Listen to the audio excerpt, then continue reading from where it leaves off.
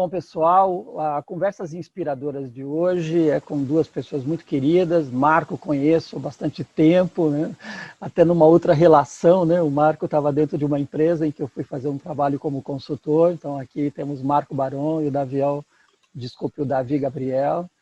E os dois são designers organizacionais, gosto muito desse título, acho que tem tudo a ver, essa ideia de construir novos desenhos, ajudar a reinventar as nossas organizações.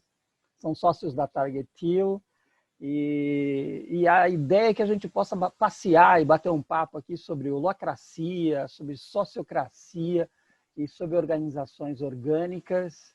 É um tema que começou lá atrás sendo discutido e apresentado pelo Brian Robertson no livro Holacracia, e cuja referência enquanto empresa mais famosa foi o caso da Zappos, nos Estados Unidos, né? Um e-commerce de calçados. E eu imagino que de lá para cá a gente vem falando um pouco mais disso. E a sensação que eu tenho, e essa já começa a ser a primeira pergunta, Davi, falar de organizações sem hierarquia, falar de organizações sem um poder centralizado, talvez até falarmos de organizações sem chefes, é um assunto hoje um pouco mais palpável e na mesa, né, de algumas empresas do que era há algum tempo atrás, né? A Zappos fez a virada deles em 2015. Então, como é que é isso para vocês que estão trabalhando mexendo e ajudando as empresas, trabalhando a cultura e ajudando as empresas a se transformar? Como é que vocês veem esses assuntos nos dias de hoje? Para mim, parece que fica cada vez mais claro para as organizações de que esse modelo, né, da cadeia de comando, essa lógica hierárquica, ela não é suficiente, né, para os desafios de hoje, né? Mas os caminhos, né, o como fazer isso, ou pelo que eu substituo, né, se eu vou tirar a hierarquia que eu coloco no lugar, acho que isso ainda tem bastante discussão, né? Acho que não tem nenhum consenso sobre isso, né? E tem, acho que, vários caminhos aí, né? E as abordagens de autogestão, né? Como a própria holacracia que você colocou, né? Criada pelo Brian, são alguns desses caminhos, né? Então, eu percebo nas organizações, especialmente as organizações que estão mais na ponta da inovação, assim, as empresas de tecnologia, elas vêm cada vez mais preocupadas, né, com esse tema, né? Por exemplo, no mercado de tecnologia existe uma competição muito grande por desenvolvedores de software, né? Por pessoas com expertise de tecnologia, né? O mercado sempre teve muito aquecido e assim é uma disputa das organizações pelas melhores pessoas, né? Então começa aí a vir um olhar também para a experiência da pessoa dentro da organização, né? Não é mais o suficiente só ter um bom salário, mas a pessoa quer participar das decisões, quer contribuir com a governança da empresa também, né? Então começa a surgir essa necessidade de ter um ambiente mais favorável, né? Mais distribuído, com que dê mais autonomia para as pessoas, né? Então acho que essas abordagens vêm nesse caminho, né? De poder dar uma resposta para isso, né? E também a questão da adaptabilidade, né? Eu estava comentando ontem, a gente teve um curso de autogestão da Target Hill aberto, né? E a gente estava falando sobre isso, que dentro das organizações, né, a gente entende as pessoas como elas são sensores, né, dos problemas e das oportunidades, né? Cada indivíduo é um sensor ali trabalhando e percebendo o que está acontecendo, né? Quando você tem uma estrutura hierárquica, uma gestão muito tradicional, você tem uma série de barreiras que impedem essas pessoas de tratarem o que elas estão sentindo, as suas tensões, né, o que elas estão percebendo, né? E principalmente nessa estrutura de comando em que as decisões precisam subir, né? Você começa ali a funilar, né? Começa a ficar difícil de processar toda a informação ali nos chefes, né? E nos níveis superiores, né? Então, acho que a grande questão é como é que você cria formas mais funcionais das pessoas sentirem e responderem às oportunidades que elas percebem, né? Sem que elas precisam da aprovação do chefe ou do grupo o tempo todo, né? Isso dá vantagem competitiva para a organização também no longo prazo, né? A gente acredita nisso, né? Eu acho que esses são os caminhos que estão se desenrolando nesse tema. Sobre certos aspectos que você está falando, eu poderia dizer que ou a gente no futuro faz uma mudança, a gente vai ter uma dificuldade de trazer profissionais, né? Porque eu tenho percebido que as pessoas, como você está falando, né? Elas querem se engajar numa causa, num propósito, querem estar mais vinculadas, querem participar, querem ser ouvidas, né? E os desenhos muito hierárquicos não permitem isso. Então, eu diria que a mudança também tem um pouco a ver com essa sobrevivência no futuro, né? Sem dúvida. A gente fala que existem motivações, né, mais pragmáticas, né, que são essas, né, é necessária essa mudança, né, porque o trabalho que a gente faz hoje no século XXI ele é de processar informação, né, basicamente. É um trabalho criativo, né, então as pessoas têm que estar, assim, num ambiente próspero para conseguirem ser criativos. Um ambiente com muita pressão, com pouca segurança psicológica não propicia isso, né. Mas também tem a motivação mais ética, digamos assim. Ok, legal. Marco, compartilha com a gente um pouco de como é que você vê esse mercado do ponto de vista um pouco mais pragmático. Quais são os exemplos que a gente tem hoje em que isso se sucede de uma forma muito efetiva? Às vezes eu fico pensando que algumas organizações não vão conseguir fazer um pouco dessa virada ou desses ajustes, né? Porque, enfim, ela tem no seu DNA elementos muito fortes de comando e que vai no caminho oposto a essa ideia de discutir mais e de abrir mais as decisões e diminuir as hierarquias, distribuir mais o poder, trabalhar menos com departamentos e funções e mais com papéis dentro da organização, as pessoas transitando por ter competências e poder transitar por diferentes áreas, né? Então eu imagino que a gente deva também viver essas fronteiras sendo eliminadas das áreas muito rígidas. Como é que você vê isso hoje acontecendo, né? Que empresas você vê que são exemplos e essas outras grandes companhias se transformando nessa direção? Bom, ótimo.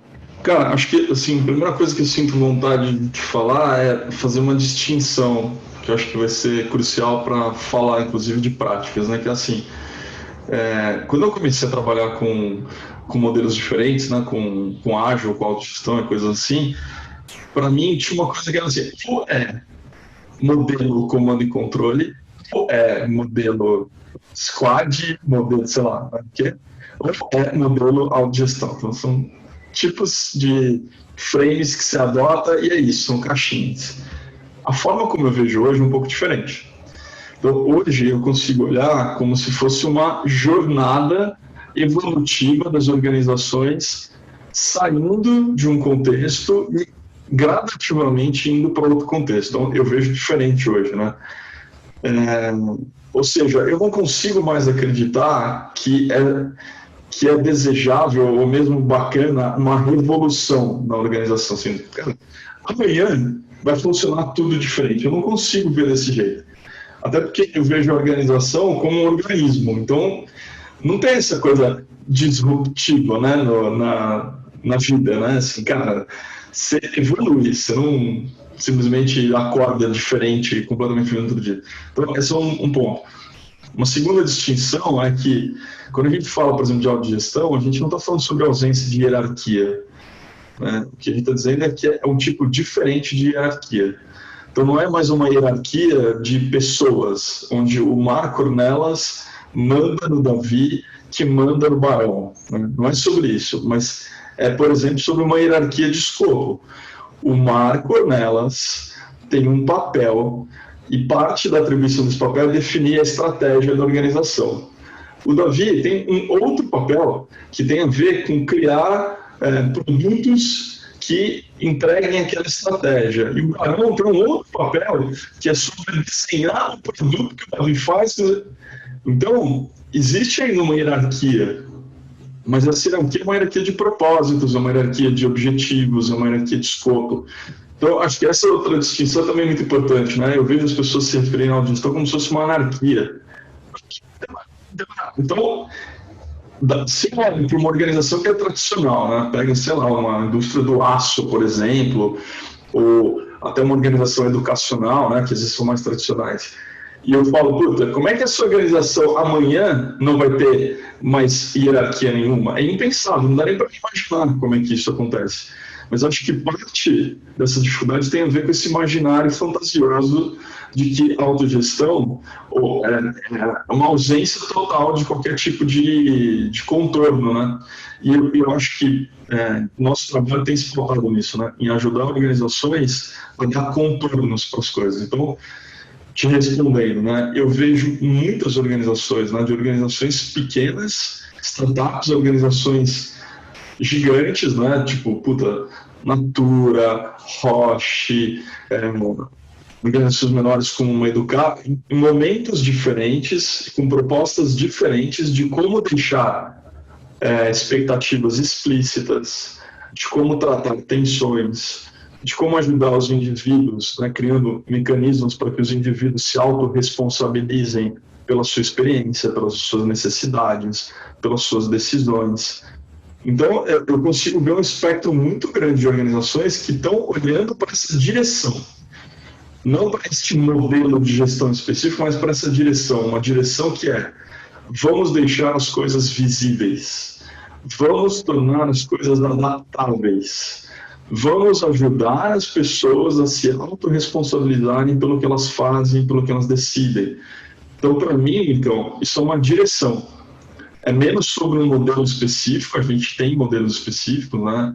A organização orgânica que a gente desenvolveu na Target é um modelo bem específico, com regras bem específicas, mas que podem ser adotadas de maneira gradativa, porque a gente entende que tem uma evolução, né? Um percurso, uma jornada, não é uma fotografia, né? Antes era A, agora é B.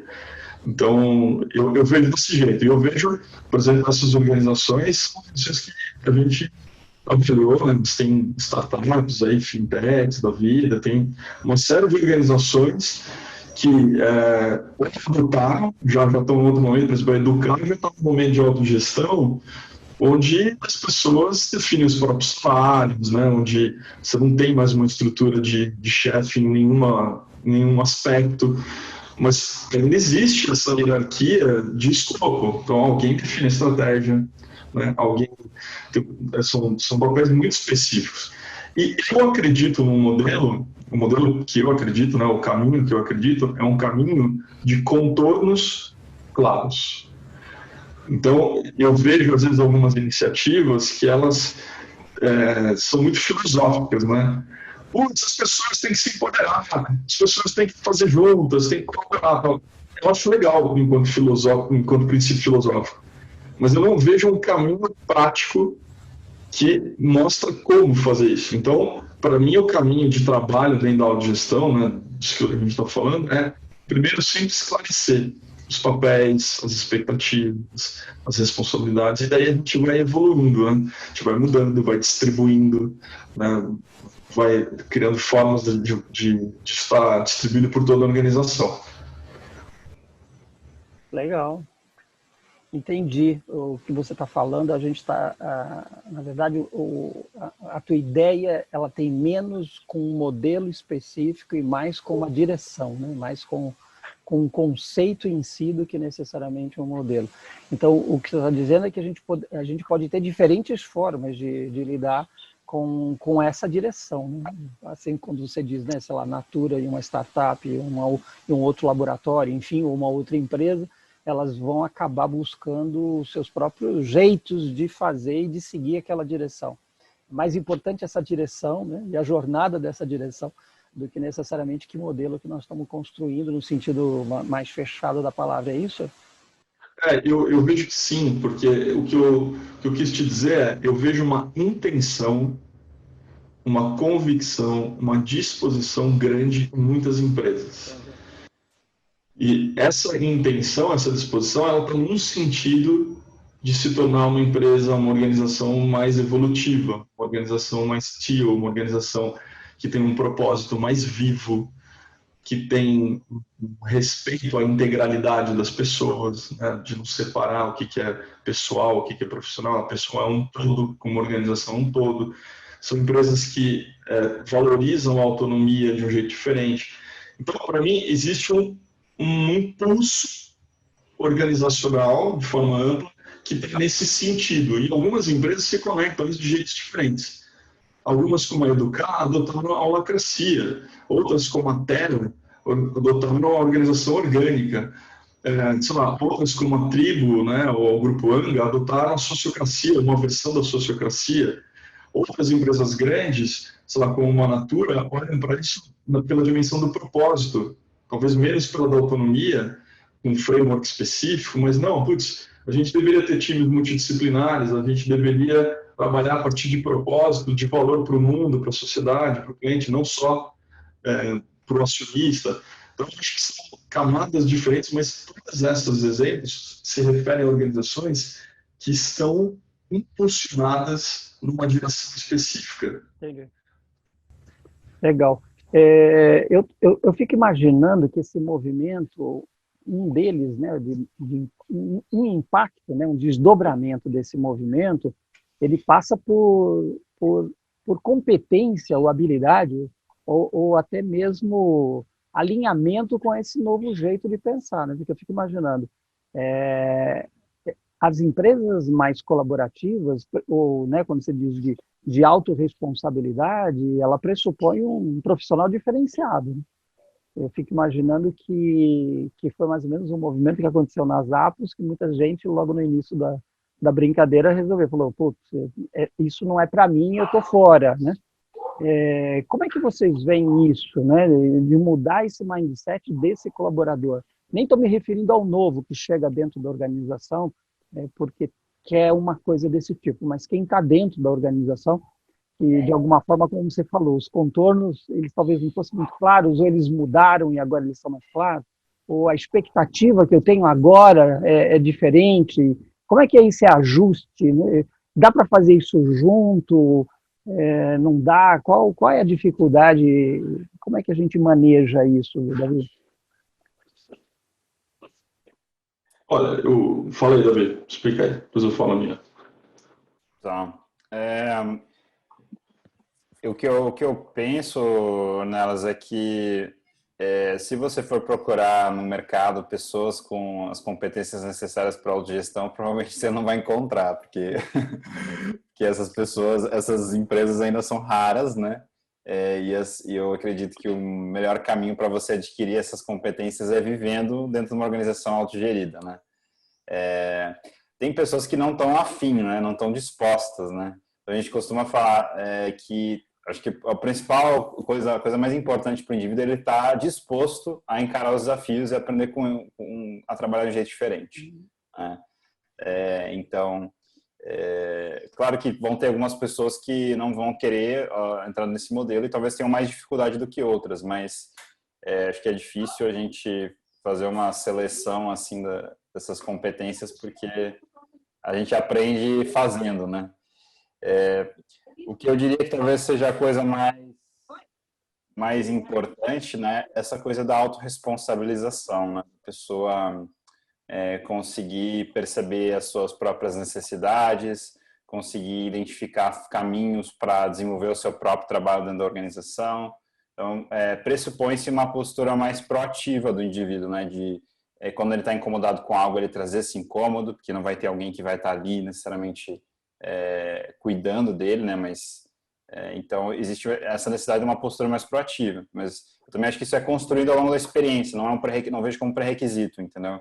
Eu vejo mais como algo a ser desenvolvido, né? Quer dizer, você está falando que a gente vai aprender fazendo. O que eu vejo é isso também. Eu vejo isso. A gente até fala do mito da maturidade, né? De que muita gente fala pra gente, pô, mas precisa ser maduro, né, para trabalhar desse jeito. Tem muitas formas de olhar para isso, tá? A minha forma de olhar para isso é, putz, é verdade. Vão ter pessoas que vão curtir mais, curtir menos, se adaptar mais fácil ou se adaptar com mais dificuldade. Mas me parece que vou amadurecendo à medida que eu faço as coisas, né?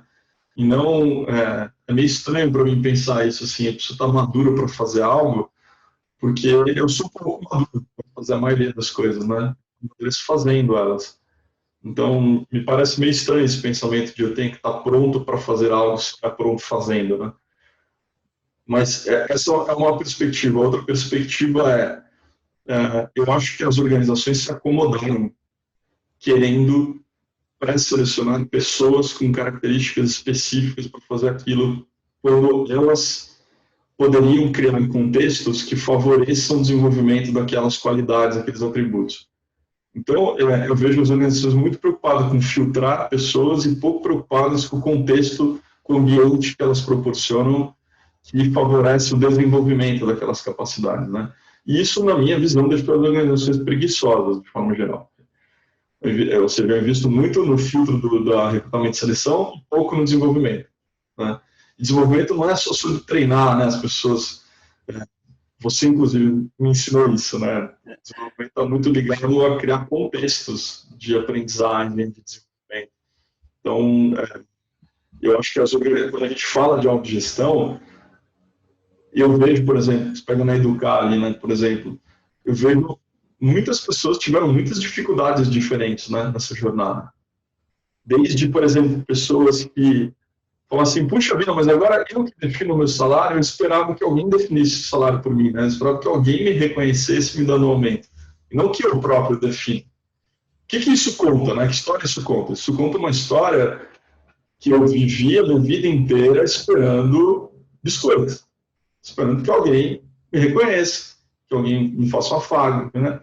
Eu tenho essa necessidade, né, do afeto, da segurança financeira, de uma série de coisas. E isso resumidamente, está no aumento salarial. Alguém vai lá e muda o modelo, agora sou eu que me dou o aumento salarial, quando eu entender que é pertinente a partir das regras tal ali, falo, porra, cadê meu reconhecimento? Né? E aí, como é que eu lido com isso? Então, é esse tipo de transição, por exemplo, que acontece. Estou pegando um exemplo extremo, tá, Marco?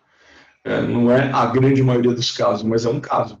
Então, como é que eu vou agora encontrar estratégias para conseguir reconhecimento diferentes de aumento salarial?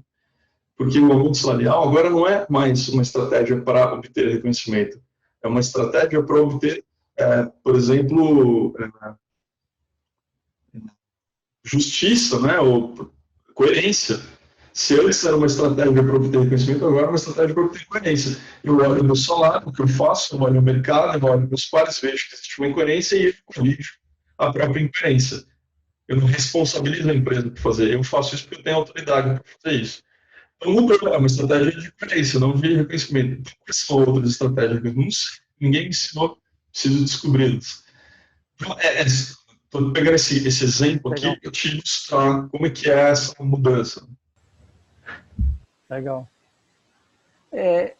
Esse processo tem vocês, inclusive, como consultores, enfim, chegando nos clientes, trabalhando nos clientes, tem algum caminho mais comum que deve acontecer? Porque quando você está falando de um organismo vivo, eu vou te dizer, eu costumo brincar, a mudança pode acontecer de qualquer lado, né? Eu posso puxar qualquer fio, né?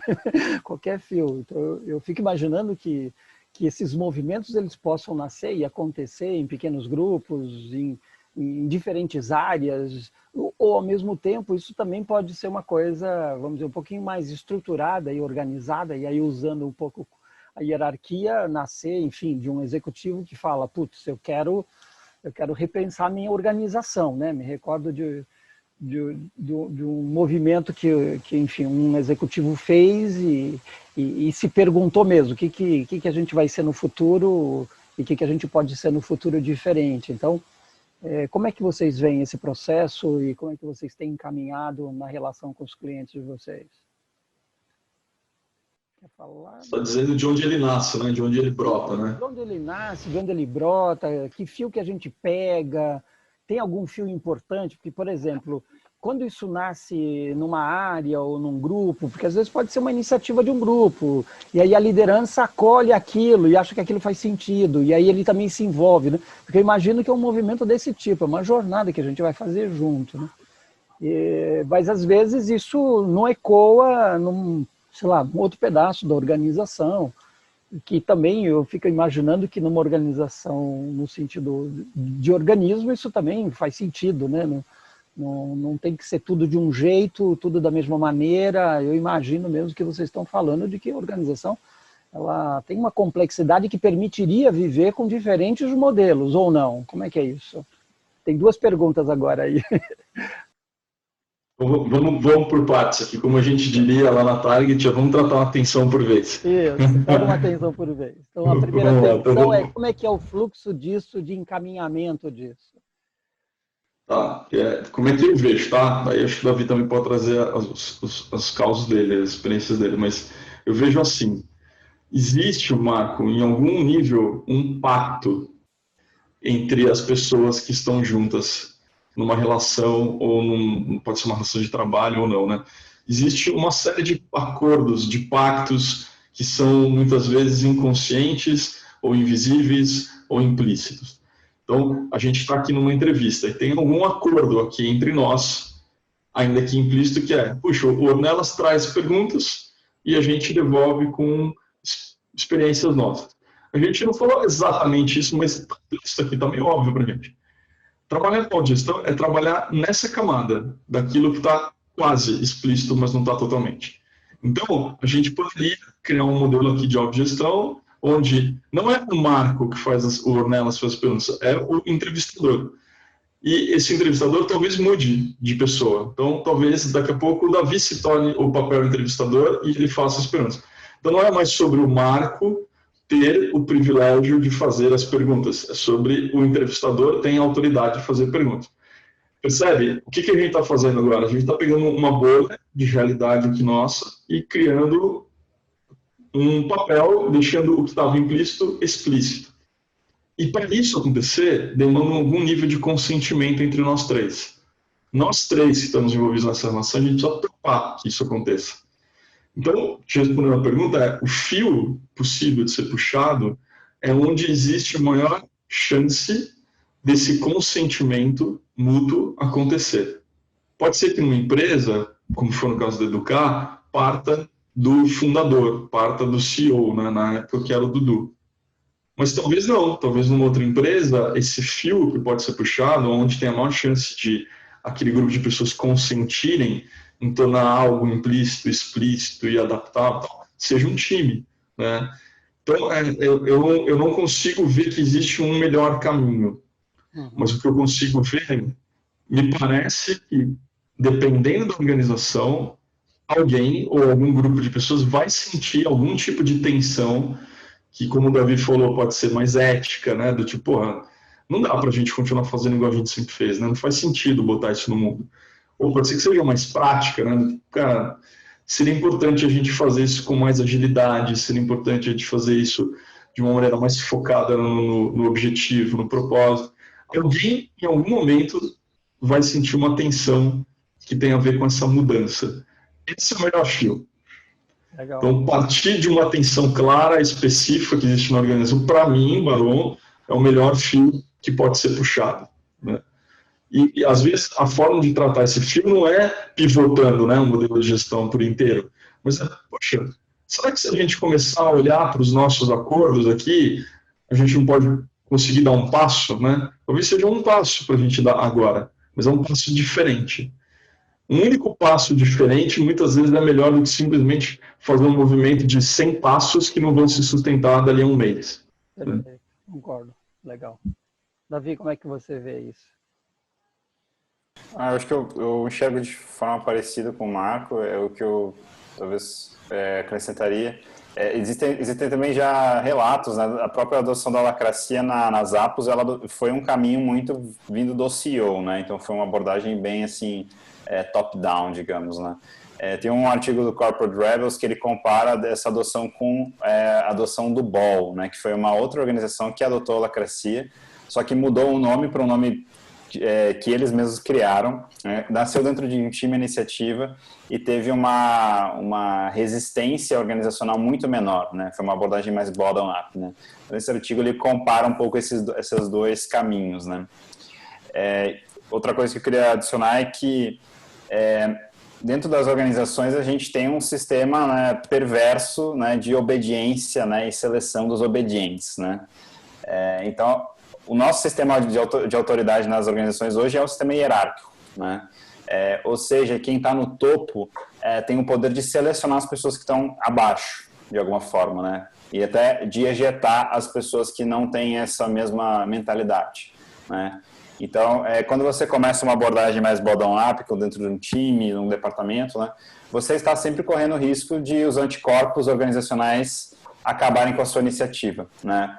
Porque isso desagrada a liderança de alguma forma, né? Então você pode ter uma série de boicotes aí. Então o que eu penso como você está no momento de mudar um sistema de autoridade, você precisa de algum nível de apoio de quem ainda tem autoridade hoje, né? Então até o Brian Robertson fala que ele traz assim essa metáfora que eu acho muito interessante, que as organizações hoje elas operam como pequenos feudos, né? São assim quase que uma monarquia ali, né? Que a estrutura organizacional ela dá esse poder para quem está em cima de fazer o que quiser, né? Às vezes isso não é implícito, né? Como o Barão falou, mas no final é um movimento parecido com o que aconteceu quando houve uma mudança da monarquia para um regime constitucionalista, né? Então o rei tem que ir lá assinar a Carta Magna, né? Em alguma medida isso precisa acontecer. Tem que ter algum nível de autorização para que essa mudança de fato seja sustentável e perene, né? Então, isso que me vem à cabeça também, né? Acho que esse apoio da liderança em alguma medida é importante, né, para essa mudança sustentável a longo prazo. E na segunda tensão que eu trouxe, que eu preciso de uma organização que se transforma, mesmo que numa jornada e em tempos diferentes, mas toda ela...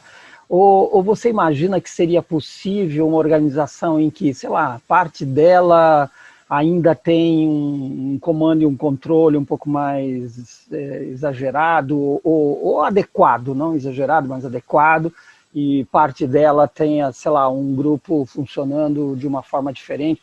Vocês imaginam um corpo, né, um organismo vivo com essas diferenças todas? E acho que interessante, inclusive, ensinando e trocando, né? Não como feudos separados e apartados, do tipo, olha, nem vamos ver o que eles estão fazendo lá. Como é que é isso? Como é que vocês veem isso? Quer começar, Barão? Pode ser. Eu acho que sim, a resposta curta é sim, eu imagino, momentos completamente diferentes, até porque é assim, né? Em todas as organizações que eu já tive algum contato, não existe uniformidade, independente se é autogestão ou não, né? Nenhuma organização onde eu fui até hoje, que eu trabalhei, que eu dei consultoria, que eu fiz projeto, que eu fiz algum tipo de workshop, tinha uma uniformidade organizacional, do tipo, todas as pessoas fazem do mesmo jeito, ou pensam do mesmo jeito, ou percebem do mesmo jeito, né? Então, essa uniformidade, ela já existe, independente de qual modelo de gestão, né? A outra coisa é que, por exemplo, quando eu penso em algo vivo, também, né, a mudança, ela não ocorre em bloco, né? Ocorre, geralmente, da forma como eu vejo, ela corre da beirada para o centro, né? Então, quando eu pego, por exemplo, e observo uma planta assim, eu vejo ela de fora para dentro, ela mudando, né? Ela amarelando, né? Ou seja, isso mostra para mim, quando eu olho para uma organização, eu vejo algo semelhante, que parece que a periferia da organização, né, onde o poder é menos concentrado, muda antes do que no núcleo de poder. Eu vejo mais facilmente, por exemplo, na Educam, num exemplo lá que eu vivo muito de perto, foi assim. Então, o Davi viveu esse exemplo melhor do que eu, né? Apesar de eu estar na Educam hoje, mas foi o Davi quem viu de perto esse caso acontecer. Tinha um time de produto ali que estava sem gestor. E esse time precisava se virar porque eles precisavam entregar coisas, né? precisavam fazer o trabalho deles, eles não tinham chefe, sei lá quanto tempo. E eles tinham que achar formas de lidar com isso. Isso não aconteceu onde as pessoas detinham um maior poder, né, os privilégios, os donos, não sei o quê, não. Começou com alguém que tinha uma dor que era, cacete, como é que eu vou resolver isso aqui? Quem prioriza se não tem chefe, por exemplo, né? Então, começou da periferia. E isso, em algum momento, contagiou outras pessoas, inclusive quem detinha um poder formal sobre qual era o modelo de gestão. Então, de novo, né, a minha resposta para a tua pergunta é sim, isso acontece com passos diferentes. A adoção da autogestão no Educar não foi uniforme, apesar de, em algum momento, de um dia para o outro, o modelo oficial era a autogestão, a holacracia, especificamente.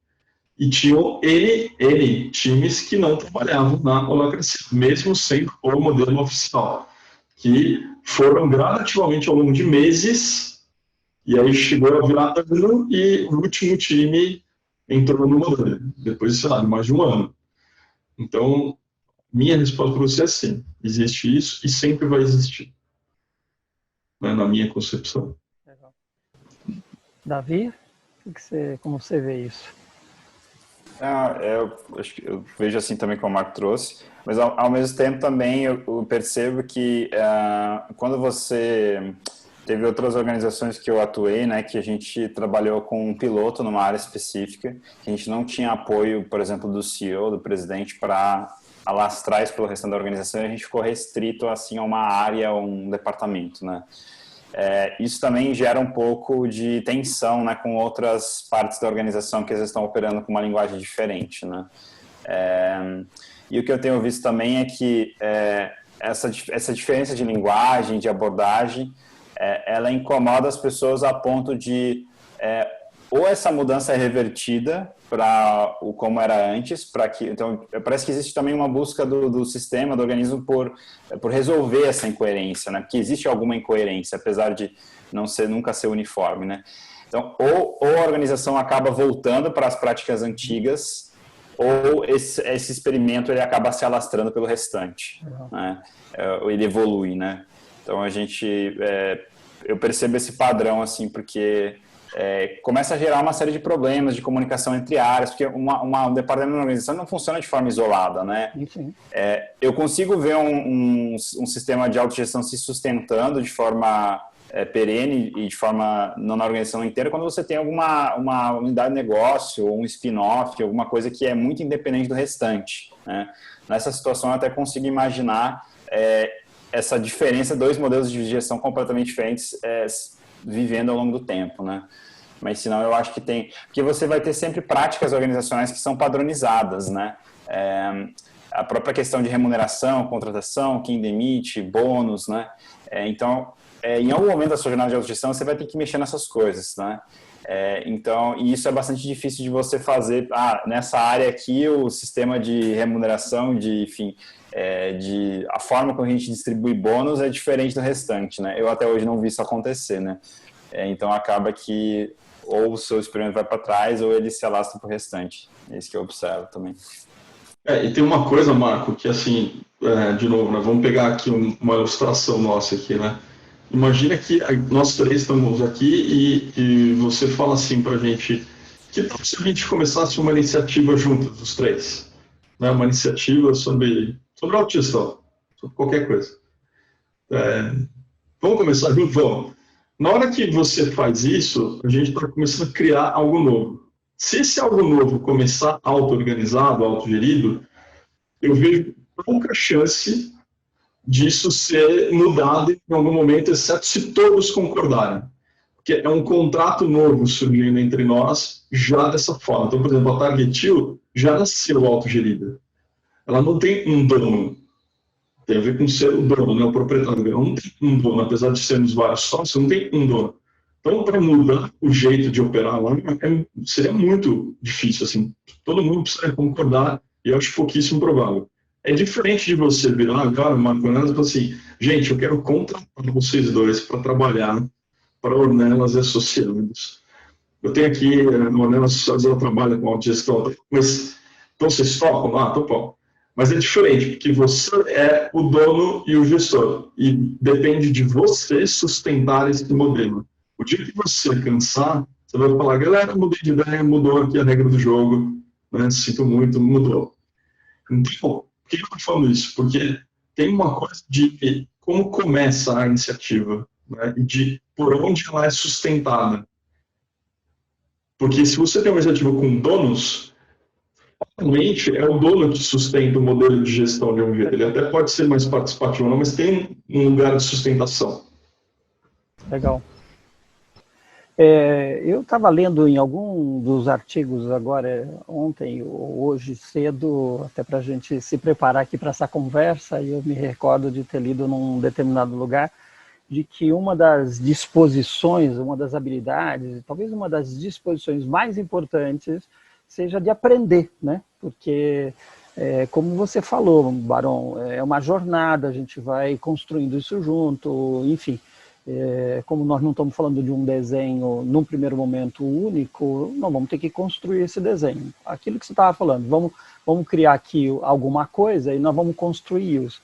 Então, eu imagino que o processo de aprendizagem ele seja muito forte, tanto do ponto de vista de indivíduo, mas também do ponto de vista de organização, né? Quando você diz, Davi, isso está acontecendo num núcleo e a organização não consegue aprender com aquele núcleo, né, e trazer, não precisa trazer igual, mas trazer algum aprendizado, nós estamos falando de uma organização que não está vivendo, não está vivendo a vida, né, no sentido mais profundo da palavra, que é essa possibilidade mesmo de ir trocando, né? Nessa hora eu estava me lembrando muito, a gente já falava isso lá atrás, né? Acho que o Peter Senge já falava isso das organizações que aprendem, enfim. Então, a pergunta que eu queria fazer para vocês, acho que até meio para a gente ir fechando, onde que vocês bebem essas ideias, esses conceitos, onde a gente foi buscar, né, assim, olhando mesmo para trás, nessas teorias, nesses outros gurus, né, enfim, onde que o Brian foi beber, onde que esses gurus de hoje, esses consultores, nós estamos indo buscar essas práticas, esses experimentos, essas teorias, esses conceitos. Eu estava mesmo falando ontem sobre isso, bem interessante você perguntar. A holacracia, né, que é o sistema que também deu origem à organização orgânica que a gente usa hoje, ela foi criada com base na sociocracia, né, que é um conceito bastante antigo, né, que começou lá numa corrente filosófica chamada positivismo, e depois foi o método sociocrático, né, circular, que foi o método de governança. Ele foi concebido pelo Gary Enderberg, né, que é um cara que é um holandês que trouxe, ele quis trazer os princípios da cibernética, né, essa ideia de você ter um sistema que se autorregula, né, com loops de feedback, né, com formas de você aprender e ler melhor o ambiente. Ele tentou trazer esses conceitos para a gestão da empresa dele, que era uma empresa familiar, né, se não me engano, uma empresa de engenharia, né. Então, esse cara, ele criou esse modelo sociocrático, né, com base em outras influências também, né, e ele trouxe muito essa coisa da cibernética, né, de você ter essas... dentro da sociocracia tem uma prática que ainda permanece hoje, tá, tanto na holacracia quanto na organização orgânica, que é a ideia de você ter os elos duplos entre as partes da organização, né. Normalmente você tem dentro das empresas, né, diferentes níveis hierárquicos ou níveis de abstração, né, do trabalho. Você tem uma pessoa que conecta essas diferentes partes, né, que é o gestor, né. Então você tem o gestor ali que ele faz a intermediação entre uma área mais operacional e uma outra mais tática, né. Então isso é encadeado através desses papéis de conexão, né. O Gary Enderberg trouxe essa coisa da ligação dupla, em que ao invés de você ter só uma pessoa que faz a conexão, você tinha uma redundância, você tinha uma segunda pessoa, que era o representante. Só que esse representante ele não era um gestor escolhido pela camada de cima, ele era eleito entre as pessoas do time, né? Então isso fazia com que você tivesse uma outra visão, uma outra perspectiva, podendo ser representada através dessa estrutura de governança, né? E isso faz com que a sociocracia e as outras abordagens que surgiram depois consigam melhor aproveitar essas informações que estão na base, na ponta, né? Na periferia da organização, que é onde está ali sofrendo mais impacto, como o Barão falou, que isso possa subir para outras camadas e até ter algum impacto na estratégia, né?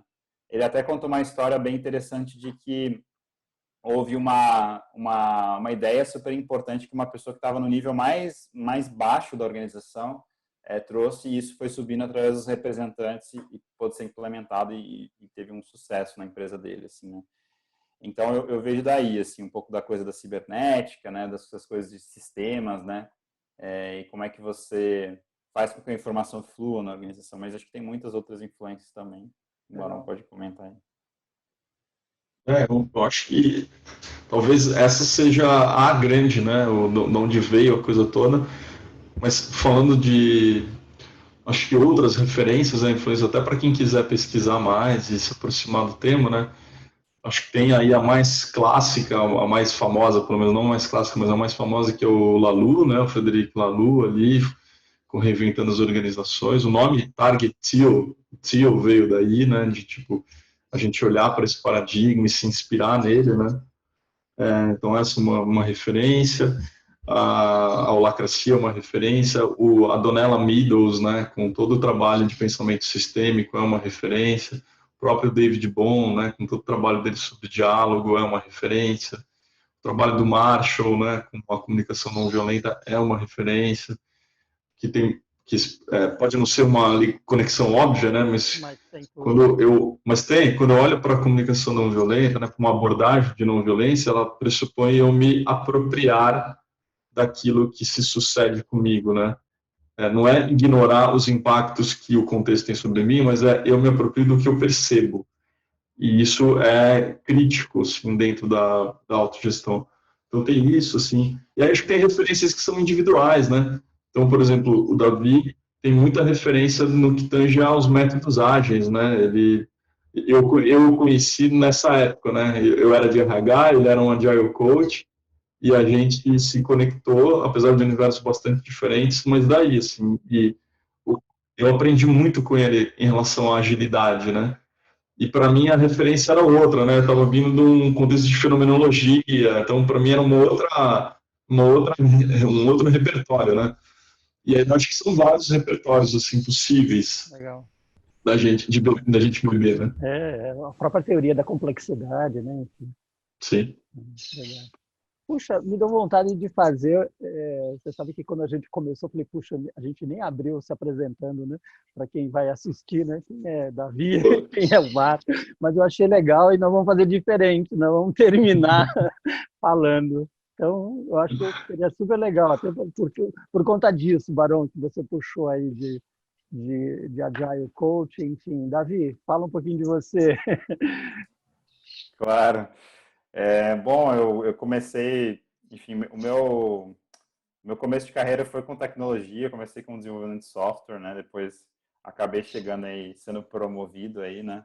Ao meu grau de incompetência, né? O princípio de Peter, né? Fui promovido a gestor, né? E daí comecei a pensar mais sobre essa coisa de trabalho em equipe, né? E como melhorar o meu time.